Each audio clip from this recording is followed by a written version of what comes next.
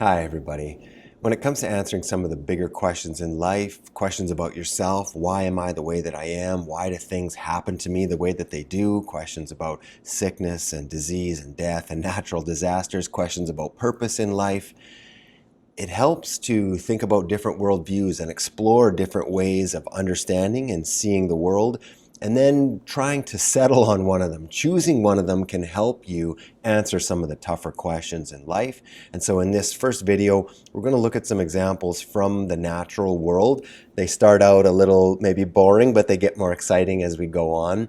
And so in the first video, we'll look at some natural examples, and then in the second video, we'll start to explore some of the bigger, deeper questions and how a certain worldview can help you answer those questions. So hope you enjoy. So we can start with a very practical example. Let's look at 4 cave-dwelling creatures. We've got a cave salamander, crayfish, fish, and millipede.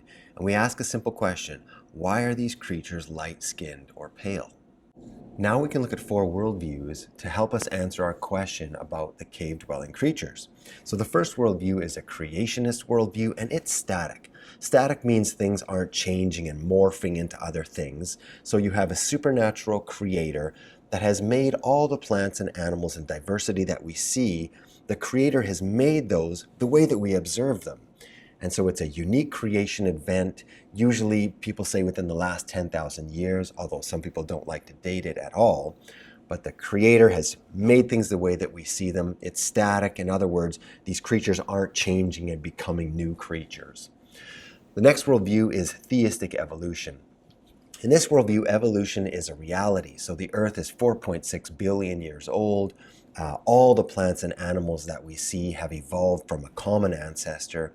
But in this one, the supernatural creator is heavily involved, is guiding evolution, is twisting the dials and making sure that evolution plays out according to the supernatural creator's design and plan for the world.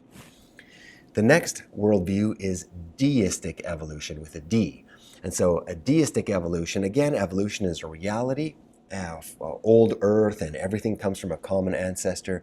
But in this case, the supernatural creator started the universe and inserted at the beginning, all the laws that we see, all the constants in the universe are there at the beginning. But then the supernatural creator completely steps back and doesn't get involved anymore and just allows evolution and life to play out as it would without, kind of with hands off, just observing from a distance.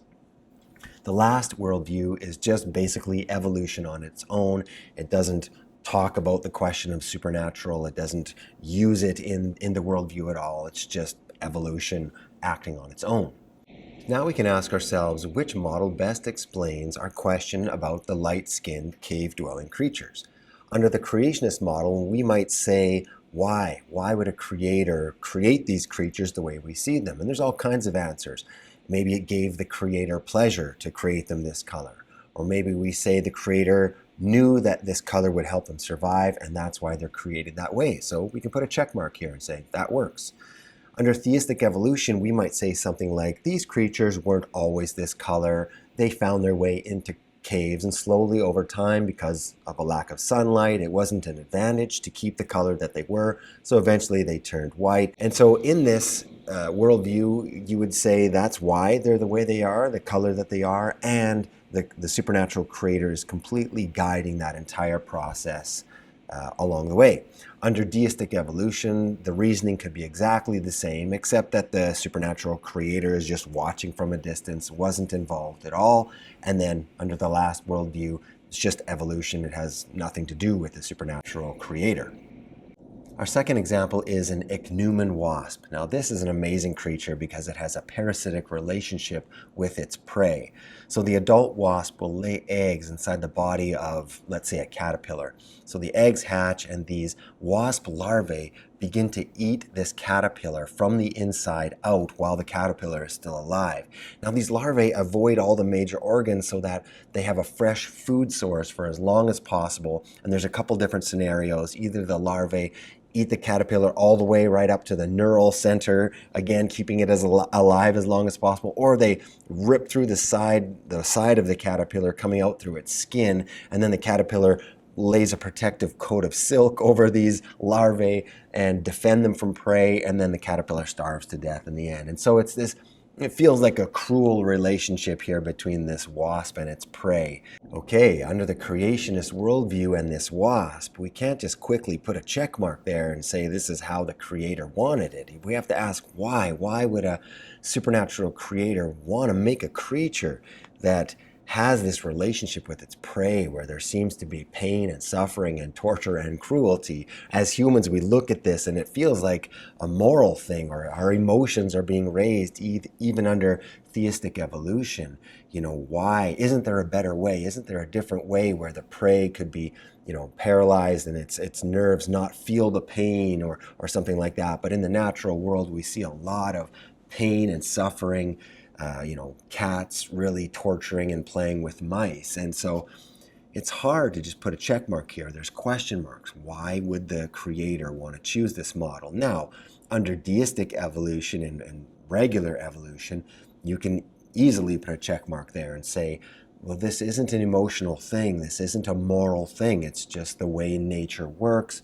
This is how it evolved, and it's natural, even though it feels like it's, cruel. In our third example, we're going to talk about islands, and maybe a little easier to talk about than the wasp. So 2 types of islands. The first one is a continental island. So these islands have broken off from the main continent or the mainland, but they're still on the continental shelf. And then the second island is an oceanic island.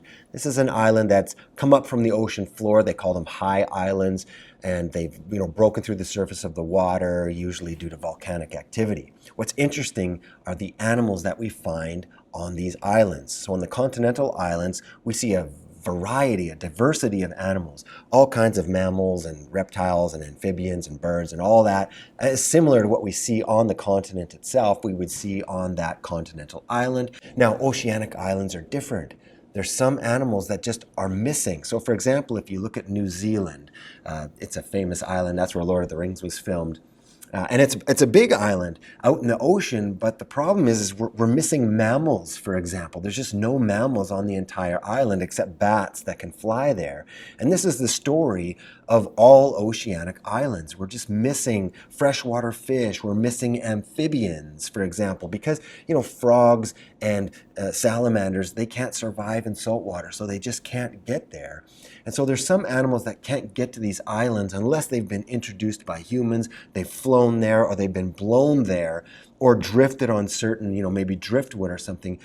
These oceanic islands across the globe are missing key creatures that we do see on continental islands. What do we make of that? When we look at the creationist view, it seems pretty harmless. You've got an oceanic island with some animals on it. Some animals are missing. Big deal.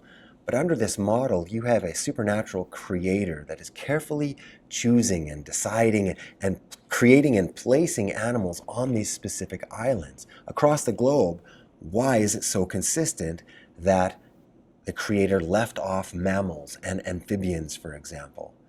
Is it that they wouldn't thrive there? Well, they do, in fact. If they are introduced, they thrive there. So why leave those animals off? We got some question marks there.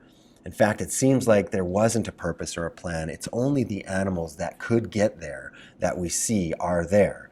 In fact, the animals that we see on oceanic islands, they actually match up with the animal on the closest mainland. It's just that they've been modified a little bit to thrive on that island, but there's a match from the mainland to that island. And on a different island, there's a match from that island to the mainland.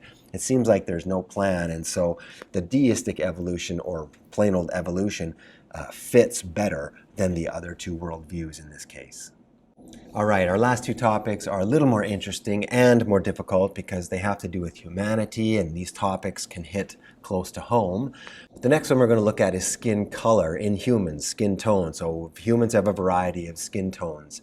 So when we look at our worldviews under the creationist model, we've got some tough questions here. Why would a supernatural creator on purpose make people with a variety of skin tones? knowing ahead of time how bad it's going to turn out. I mean, this is just, we've got wars fought over this, and hatred and bigotry and inequality and enslavement. It's one of the worst things about humanity is this, this idea of humans having different skin tones. Even under theistic evolution, why would a supernatural creator guide the process so that in the end, humans end up with this variety of skin tones? It seems like just one skin tone would have solved a lot of problems. And so we start to ask questions. Hopefully we don't say something like, did the supernatural creator have a favorite skin tone? Like, no, we better not, right? There's got to be, a better solution than that. So you might say the supernatural creator likes diversity in skin tones, and that's why. It kind of works. I mean, there's not a lot of diversity in human skin color. It's different shades of brown. When you look at the animal kingdom, that's where you can see some real diversity in skin color. And so it's, I would say, a weaker argument. Maybe the supernatural creator did that for survival reasons. And this is starting to make a little more sense. You've got, let's say, humans needing to block out the sun. Right? We've got humans living at certain latitudes that they get a lot of direct sunlight. They need to have darker skin to protect, from the radiation, and to make sure that they absorb the right amount of vitamin D so that they have strong bones. As humans move north, you've got to have lighter skin because you need to actually absorb more sunlight so that you get the right amount of vitamin D so that your bones are strong. Fine. So the creator could make different skin tones for survival reasons. You'd think that weighing that against all the problems that skin tones have caused, that there could have been a better solution. That maybe the supernatural creator could have made vitamin D generate inside humans naturally, just like vitamin K2, I think it is, generates naturally inside. You could do that with vitamin D, and then you wouldn't have to have the variety of skin tones. So anyway, there's got to be some workarounds there, I think, with if you got a supernatural creator to offset the terribleness of the different tones of skin color. Now, when you look at the deistic evolution or just evolution, it fits perfectly. There is no preference, there is no morality. It's just completely natural reasons having to do with where humans are located on Earth and how much exposure they have to the sun. It's just completely natural why you have these different skin tones. For our last example, I'm going to start by reading a Bible verse. Now, this is a Bible verse I've read many, many times, and there's parts of it that I think are quite famous. I'm sure other people have read it as well. It's from Psalm 139, verse 13 to 16. It goes like this: "For you created my inmost being. You knit me together in my mother's womb. I praise you because I am fearfully and wonderfully made. Your works are wonderful. I know that full well. My frame was not hidden from you when I was made in the secret place, when I was woven together in the depths of the earth. Your eyes saw my unformed body. All the days ordained for me were written in your book before one of them came to be." Keeping that verse in mind, we can talk about fertilization, human fertilization, one sperm making its way to the human egg. So if we look at our different worldviews under the creationist model, we have questions to ask. Does the supernatural creator guide and make sure and choose which sperm finds its way to that human egg? Even under theistic evolution, in the end, it was all part of the plan, and the supernatural creator has chosen the right sperm to find its way to that egg.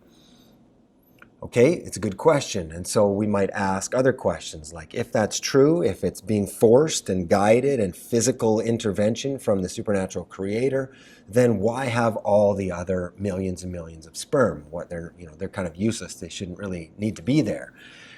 You can ask another question, as the sperm is guided and forced basically to fertilize the egg, why then do 1/3 of pregnancies end in miscarriage or natural abortion, you would call it? When we answer that question, why did somebody have a miscarriage? Well, the embryo is developing and something went wrong with the embryo and it just miscarried. It's natural. It happens all the time. Why do that? As a supernatural creator, why bother making sure one sperm makes it there only to have 1/3 of them not work? It doesn't really make sense. It almost seems like the supernatural creator is guiding the process and then pulls back and lets nature take over, and sometimes that ends in a miscarriage and then gets back, and it's a little bit confusing. And so when I turn to the deistic evolution or just regular evolution, then everything kind of makes sense. It's just all natural. You've got millions of sperm that are fighting their way to get to the egg, and sometimes it ends up in a beautiful bouncing baby, and other times there's a miscarriage, naturally speaking. So that was part one, where we take a look at different examples from the natural world and try to understand them using 4 different worldviews. So in part 2, we're going to use those worldviews and apply them to more difficult and deeper questions about humanity. So hope you stick around for that one as well.